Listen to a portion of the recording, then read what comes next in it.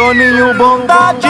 Você aí que está me assistindo, presta atenção porque eu convidei o professor e historiador Dalton Cunha para falar sobre 3 temas. Primeiro tema, a peste negra que assolou o mundo no século XIV. Segundo tema, a gripe espanhola que matou mais de 50 milhões de pessoas no mundo, inclusive um presidente brasileiro. E o terceiro tema é sobre o Covid-19.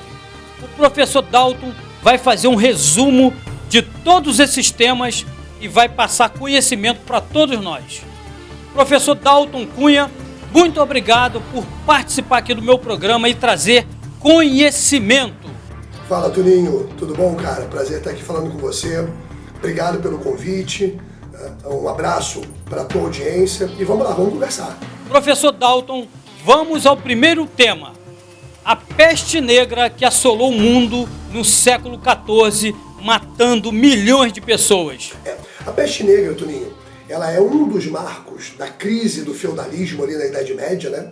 E ela é um dos marcos nesse sentido da transição desse momento da Idade Média feudal para a chamada Idade Moderna. Os primeiros relatos da peste negra datam aí de 1347, mais ou menos, né? Ou seja, a passagem da primeira para a segunda metade do século XIV. E foi uma pandemia desastrosa, né? Ela matou 1/3 da população europeia. Não é um vírus, era uma bactéria, era peste bubônica, na verdade, né? Chamou-se de peste negra naquele momento, muito em função das crenças da Idade Média, né? Alguns acreditavam que era uma doença que você pegava pelo ar, chamados miasmas, né? Outros acreditavam que era um castigo de Deus sobre a humanidade, mas na verdade a peste bubônica ela veio, a tese mais concreta até hoje, a mais divulgada, é de que ela veio lá do Oriente, em função de relações comerciais, né? De navios que vinham lá do Oriente, alguns falam da Turquia, outros falam dos mares da Crimeia, né? Ela chega ao Ocidente e aí mata, como eu te falei, 1/3 da população europeia.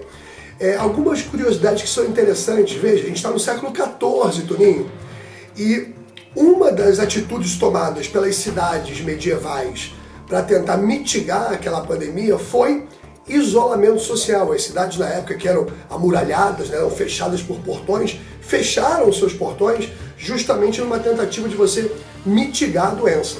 Isso é bastante curioso. Estou conversando com o professor e historiador Dalton Cunha. Ele acabou de falar sobre a peste negra que assolou e matou muita gente no século XIV. Agora, professor, por favor, fale aí da gripe espanhola que matou mais de 50 milhões de pessoas no mundo, inclusive um presidente brasileiro. A gripe espanhola, Toninho, ela já vem bem depois, né? Ela é do século XX, tem quase um século de diferença do que a gente está vivendo hoje.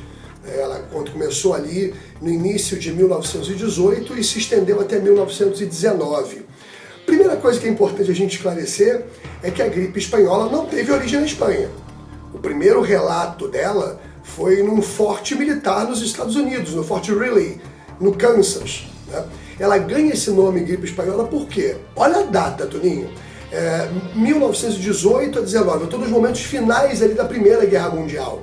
Aliás, isso contribuiu muito para propagar essa pandemia. A gripe espanhola é uma variável do vírus influenza, agora é um vírus, né?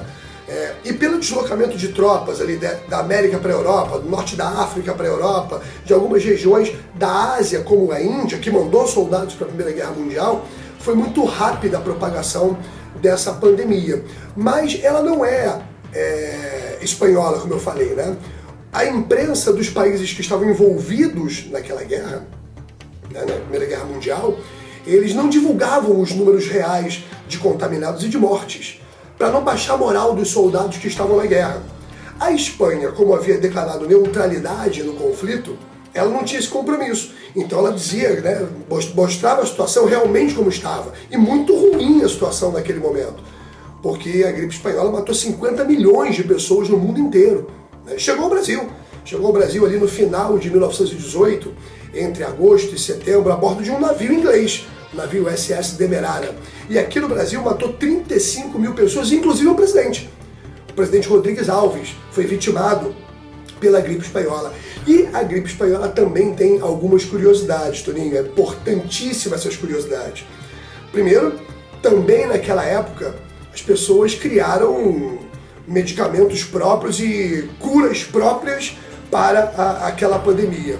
Algumas são engraçadas, né? As pessoas receitavam água tônica para não pegar a gripe espanhola, receitavam caipirinha para não pegar gripe espanhola.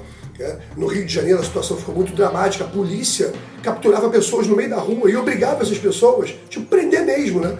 E obrigava essas pessoas a irem para os cemitérios, cavarem covas, porque não tinha mais onde enterrar os mortos, as pessoas jogavam os corpos na rua, né? E um outro detalhe que é muito interessante, Toninho, para a gente refletir sobre o tempo que a gente vive hoje. Existem estudos que mostram que as cidades no mundo, principalmente norte-americanas, que fizeram isolamento social, fizeram lockdown bacana, certinho, de 150 dias, tiveram uma recuperação de empregos que varia da ordem de 5 a 6,5%. Né? É um procedimento que não é farmacêutico, não é médico, mas que contribuiu muito, não só para mitigar aquela doença, como também para retomar a economia através de empregos. Professor Dalton Cunha, muito obrigado por passar conhecimento não só para mim, mas para todos os seguidores, todas as pessoas que estão assistindo aí a sua aula de história. Professor, agora vamos falar sobre o Covid-19, que chegou aí em 2019, né? E continua matando muita gente no mundo todo. Tuninho, o Covid a gente está estudando ele ainda, né? Ele está no gerúndio, ele está acontecendo, a pandemia não acabou no mundo, né? O que a gente sabe hoje é que ele é uma variável do vírus SARS, né, que inclusive acometeu a China de uma de uma epidemia em 2002. Os números mostram que algo ali em torno de 8.000 pessoas foram infectadas, 800 pessoas morreram do SARS, que é a síndrome da deficiência aguda respiratória. O vírus atual é o chamado SARS-CoV-2, que é uma variação desse SARS, e que foi chamado de Covid-19 por quê? Né? Coronavirus, em inglês a legenda, Coronavirus Disease 19, porque o primeiro relato oficial data de, alguns falam 30, outros falam 31 de dezembro de 2019, né? Numa província na China chamada Wuhan, né? E aí vem uma série de teorias que estão sendo analisadas ainda. Se veio do morcego, se veio de algum outro animal que é comestível na China, a gente tem que esperar um pouquinho para ver o que esses estudos, essas pesquisas vão dizer. O fato é que a gente está diante de uma pandemia, porque é uma doença, é um vírus que se espalhou pelo mundo inteiro, né? Então isso configura a pandemia, e nós agora, recentemente, começamos a pensar na vacina para o Covid-19. Então, vem muito estudo ainda pela frente para a gente poder fazer uma análise bacana. É importante a gente estar sempre ligado nos cuidados que a gente tem que ter, né? Professor Dalton, realmente o senhor é uma aula de história. O senhor falou sobre a peste negra, sobre a gripe espanhola, sobre o Covid-19. Professor, eu sei que o senhor não é médico, mas diante de tudo que o senhor está vendo aí, diante do seu conhecimento, do que o senhor já estudou, o que os governantes deviam fazer aí para poder conter o Covid-19? O início da tua pergunta, Toninho, foi sensacional. Porque você fez questão de dizer, não, você não é médico, você é historiador, é professor de história, né? E esse é um ponto muito importante, e a sociedade, né, e os governantes deveriam observar isso. Se eu não sou engenheiro, qual é o parecer técnico que eu vou dar sobre uma determinada obra, uma construção de um prédio? Eu vou dizer que não, que está errado? Com que base eu tenho para... Eu não tenho esse conhecimento, né? Eu não sou médico, então eu tenho que ouvir e acatar o que a ciência me diz, o que a ciência médica me diz. E o que a ciência médica me disse durante muito tempo ano passado? Não tem cura. O que tem que fazer? 3 coisinhas básicas: isolamento social, se possível, máscara e lavar as mãos. Se a nossa vacinação está muito lenta, e aí é óbvio que a gente não pode deixar de sinalizar a incompetência do governo nesse sentido e toda a sua postura negacionista durante todo esse período, e o resultado a gente está vendo agora, a gente está vivendo cada dia mais uma tragédia, né?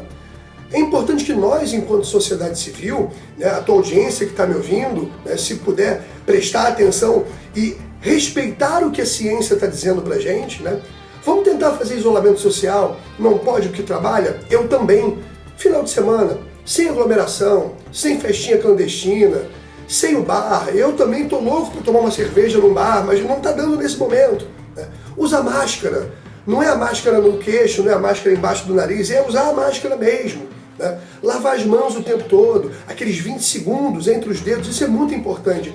Se os nossos governantes estão demonstrando incapacidade de lidar com o problema, nós, enquanto sociedade civil, podemos fazer isso, ou pelo menos diminuir os efeitos dessa tragédia. Né? Então, esse é o meu grande apelo, fica o meu apelo aqui para a tua audiência, para a gente se cuidar, beleza? Beleza, professor Dalton, muito obrigado por participar aqui do meu programa, trazendo conhecimento para os meus seguidores. Muito obrigado pelo carinho, foi um prazer muito grande receber o senhor aqui, espero que o senhor volte mais vezes. Toninho, o prazer foi meu, tá? Obrigado mais uma vez pelo convite. Na hora que você precisar, estou à tua disposição. Mais uma vez, um forte abraço aí para a tua audiência. Até a próxima. Tchau, tchau.